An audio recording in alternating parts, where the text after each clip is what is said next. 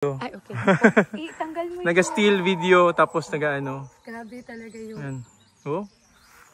Dami. Parang wala na siyang, konti na yung ano, yung tawag dito. Konti na yung Ito yung kanilang product ko makilala dapato. Cordero Orange. Yan. Cordero Orange. So ito lalagyan nila. Di siya talaga nagpe-prepare para sa padala sa amin. So yan. Ito yung dadalhin niya. Kasi you are very special to me. Uy, love talaga kami ni Ma'am Adi. Yan yung mga, ilang days na to na harvest, Ma'am Adi? Yan ay 4 days from harvest. 4 days from harvest. Pero tingnan no, linis. Yan, ganda. Cordero Farms, no?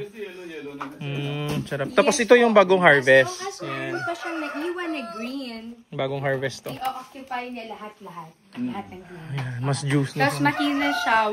Without wax ito ha. Natural keenness. Naka-skincare. Korean glass skin. Akala ko totoo na. So yan, kasi nagbibenta si Ma'am Adi dati ng mga skincares. Yeah. Ayan. Until na pagka may order. Para sa video lang mo. Ito nagagawan kami dito ng magbuhat. Ito na yung kanilang ito na yung part 2 ng aming video, mga hindayan. Part 2. Dito tayo sa 21-year-old na feature namin before, kay Ma'am Adi. Malaysian Orange. Yan. So nag-ano kami kasi dumaan lang kami dito, mga hinday. Ayan yung latex-less. Puntahan natin mamaya, daanan tayo mamaya. Sige. Ang tagal na talaga niya. Langka, latex-less. Puntahan natin mamaya. Dito na tayo. Talaga ni Papa yung mga sako eh. Oh, nice. Oo naman, protected, no? Mas marami yung ano dito. Ayan. So, dami, oh. Ito yung pinuntahan namin before. Yan. So, dami bunga, oh. Malalaki din. Yan, oh. Nice, nice. Yan. Oh, lalaki din. Kaya mag-order na kayo. Ayan. Papadala ko sa inyo through LBC. Kahit saang lupalop, as long as kayang dalhin ng LBC. Ayan. True, true. Diba? Okay. Maganda. Talaga, totoo po, juicy ang produce nila dito. Sweet, very sweet and Sweet, juicy. juicy, yan. Oh. Marami nagtatanong din sa amin kaso lang wala kang ma-produce before na seedlings nga. Opo, kasi nung time na yun nga, di ba nakwento ko before, yung reason behind, kasi hindi talaga siya assurance na pagkatatanim ka, pag namunga, the same taste with are produced. So, yun yung isa reason ni Papa. So ngayon, dahil sa demand, ako na rin nag-request kay Papa. Sabi ko, it's okay, explain ko lang. Kasi depende din naman talaga yun sa type of soil, sa climate ng area. Tapos syempre yung TLC. The tender love and care. Yes. Diba? So, yes. ganun. Ayan. So, eto, mas marami yung bunga talaga dito. Oh, tsaka mas mataas yan dito, no? Yes. Eto din, hanggang ito na ganyan lang din yung maximum, Ayan, no, mataas. maximum height. Ayan. Parang pongkan siya, ma'am, no? Ano bang different na pongkan? Parang dalandan. Parang dalandan. Kasi, syempre, dalandan is also green. Pongkan kasi, imported. Imported siya. Yun. Pero yung sa local, natin, dalandan yung locally. Mukhang, kamukha niya. Kamukha niya. Pero quick lang na yung history nito kung saan siya galing talaga. Yun, binigyan yung mother ko, one seedling. Tinanim nila. So, since si Papa ko ay propagator, napadami niya. Nag-start siya. Ito yung first area talaga.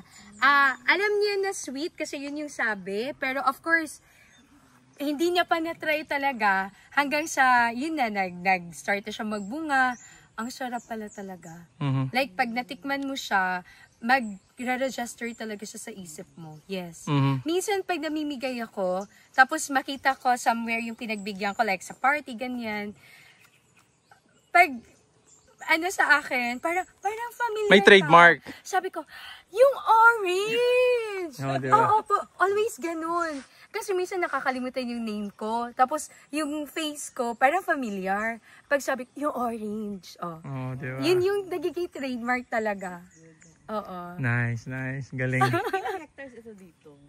Basta total of almost 7. Pero ito yung first area namin. Nag-start kami dito for 1 hectare. Ang start niyo? Yes. Pero ngayon, almost 7 dito. hectares, lahat ng Planted, Almost 5 ang oranges. Kasi meron pa kaming area dun sa labas yung before tayo nag-turn left. Sa kanila Yung pala kanto sa amin yun. So may 1 hectare din na oranges doon. Nice, nice. So ganun. Cordero oranges. Yes. So Ito na ilagay ko, Cordero oranges na hindi na Malaysian. Oo. Sige, para malaman nila. Hindi na siya Malaysian. Ilongga na siya. Cordero. Cordero oranges. True. Yan tingnan nyo dito Dami bunga Oo. So iba talaga mag-produce ng bunga ito na area. Karoon malalaki. Pagluto siya sa puno, bro, daw pong kanya lasa. Iba din siya. Parang Parang overripe. Iba kasi yung sweet ng pongkan din. Diba? Mas masarap yung hina-harvest siya. Baka fresh talaga. Yes. Oo. Kahit sa durian, pag mas masarap siya pag hina-harvest. Kasi parang nadi-dehydrate pa yung niya, yung anong tawag dito? Yung water.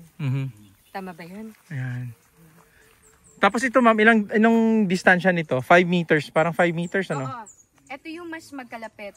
Yung doon yung parang nasa 7. 7 by 7. 7 by 7. So nilagyan ni Papa in the middle. Nag-intercrop siya.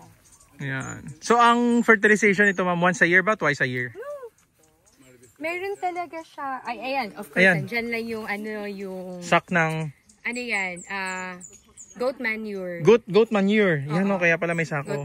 Goat manure yan. Oo, tapos meron kasi yung fertilization na every other month. Oo. So yun na yung mga formulation ni Papa. Okay. So sarili niya. Kaya pala may mga sako po sa ilalim. Yun. So gaano kalayo? Dahan-dahan yun nag-a-absorb. Yan, mga 2 meters, 2.5 meters bago nalagay yung sako. Kasi yung ugat niyan dyan paikot. Oo, mag-share. Kumbaga sharing sila. Yeah. Tapos meron talagang citronella. Yan, tanom na rin ng citronella. Natural pesticides. Natural lang, Citronella and the tanglad. Nice, the lemongrass. So, ganun po mga diskarte. Yan. Tapos, well-maintained. Talagang nakamower. Ganun. Yes, oo. Kasi ito yung happiness ni Papa. Yan. Mas kasi siya, mas malinis tingnan. Oo, tsaka at the same time, syempre pag naglagay ka ng fertilizer, of course, yung direct siya sa mismo sa puno. Kasi pag matataas yung syempre kumukuha din sila ng niyan. Ng nutrients? Yes, oo. Ayan. So ganyan. Galing, Nice. So, dyan sa kabila po, yan sa inyo pa rin yan. Yes, yung ni Papa, mga chicken niya, mga baby chicks. Ayan. So, dito po pwede mag-harvest, Yes, oo, ang dami. Ayan, kahit saan na puno, ayun, ang dami. Ito, yan. Sabihan ako ni Bal. Ito. Pwede ka mag-harvest basta kung hindi ka naluwi sa akon. Kasi siya pala nagabit-bit, kaya makakaawa daw. Pati ka lang, malangon niya lang. Ito, ayan. Kalamansi. Ang cute, ang ganda, parang si Adi. Ay, di ba? Siyempre si Mom. Si Mom, Don Solueta. Oo. Sabi niya, pretty siya. Pero katutato sa ila, pretty siya. Na confirm. Wow. Di ba? Ayos. So ito mga 21 years na ganitong klaseng puno. Ayun, mga 21. Kasi nung andito ka, nasa 18 years yata siya that time. Look, Sir Ken. Ay, ito. Diyan ka ma'am, picturean kita. Grabe na talaga siya. Di ba? Lastig. Ay, wait lang. Ay, 1, 2, 3. Lastig. Saya. Di ba? Ang ganda. Patingin niya ng crow's feet ko. Wait lang, naka-video. Ay, okay. Tanggal mo Naga-still video, tapos naga-ano. Grabe talaga yung... Yan. Oh. Dami. Parang wala na siyang, konti na yung yung tawag dito, konti na yung dahon. Kaya sa nga dami ng bunga. Yan. So Ma'am Adi, ano bang pwede mo silang i-welcome sa farm nyo? Tsaka kung sino gusto bumili, sabihan nyo naman sila. Ayun, pwede bumili anytime. Ngayon po, pwede talaga ako mag-supply within, kahit saan kayo, basta kaya lang talaga ng LBC. Oo, so, 120 per kilo, pag nagpapadala, 120 per kilo plus 100 pesos per kilo ng LBC. Oo, so, para mahulog siya, ng 220 per kilo. Pero very sulit. Swear. Pag natikman ninyo, mga inday, ang sarap, ang juicy, sobra, ang tamis. Talagang hahanap-hanapin mo yun. Huwag mong panghinayangan yung 220 pesos mo. Swear. Ayan. Sige, bigay ko yung contact number Yes, mo. Kasi Sige. mas ima-market ko yung fruits talaga. Yes, maganda. Ayos. So yan mga totoo mga inday, oh. Ang galing talaga. Dahil bunga. So kung mas malapit dito sa Mindanao, pwede nyo i-visit dito sa, saan po kayo talaga ditong farm nyo? Located po sa Sitio San Nicolas, San Vicente, Makilala, Cotabato. North Cotabato. North Cotabato. Ayan, so yan. Pero bigay ko number mo para kung makadaan sila, gusto nilang bumili. Oo, pero ko-contact lang sila. Yung fruit naman, anytime available ngayon, hopefully until April, May, hopefully. Pero, ayan, mag-contact lang sila ahead. Yun lang, yung gusto mapunta ng farm, limited pa rin talaga yung makikita. Swerte talaga kami, Ma'am Adi. Yes! We're very lucky. Grabe. So much yes, so much. So yung mga totoo mga inday, so please, no, kung sa mga gusto makatikim na itong Malaysian orange, talagang sobrang Cordero juice. orange. Cordero orange. Cordero orange na po papalitan natin kasi may trademark na sila. Sila kasi nag-propagate nito. So, hopefully ma-registered ni Ma'am sa BPI. Hopefully. Ayan, tapos para maging ano na talaga siya. pero kilala na talaga dito sa North Cotabato to eh. oo. Sila Gov, 'di ba? Sabi Yes, mo. opo. Regular customer ko. Sino mga clients niyo da mga big time? Mga big time Ay, talaga. hindi na. Naku, baka may makalimutan ako. O, sige nga, para pero makilala nila. Isa sa VIP client ko. Of course, si former DILG Secretary Abalos, Mayor Benjamin Abalos, papa niya, and his wife, Vice Mayor Menchie Abalos. Tapos syempre si Gov Lala, number one fan ko talaga. Number one client. Oo. Sila Consum, ganyan. Sa Jensen, sino mga ano mo doon? Sa Jensen, sino ba? Nawawala ako. Available siya sa farmer's market. Ay, talaga? Weekend. Okay. Oo, sa farmer's market, May seller kami na nandun talaga sila every week. Oo, tapos, sino bang mga ko sa Jensen? Tignan mo, nawawala ako. Oo, basta marami. Okay. So, sila na mismo yung matitikim para malaman nila. Yes, oo. Kaya yung mga curious dyan, nag-message kayo. Tapos, ang seedlings ko, very limited lang talaga siya. I think it's more or less 800 seedlings na lang available. Oo.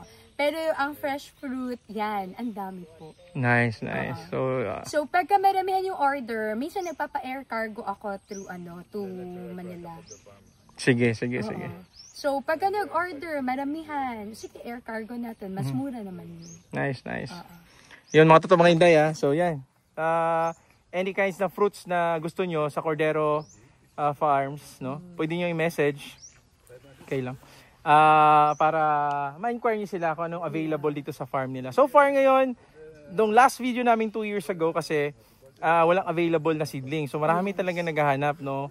Kaso lang wala pa silang produce, gusto nila kasi quality bago ipalabas. At saka ngayon na yung right time. So nakapag-produce sila, yun nga, limited lang. 800. So, paunahan. Paunahan na lang. Oo.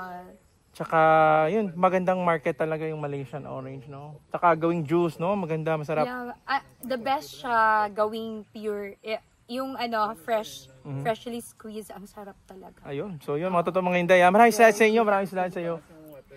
Grabe, buti na lang talaga nandito si Ma'am Adi, no? So, quick visit lang kami, may pupuntahan pa kaming ibang farm at binigyan kami ng chance, no? Thank you so much, Ma'am Adi. Because I love Pinoy Palaboy. Thank you. Thank you so much, mga inday. Yan. Sa mga hindi ko na-replyan before, ang dami kasi talagang kumukontak.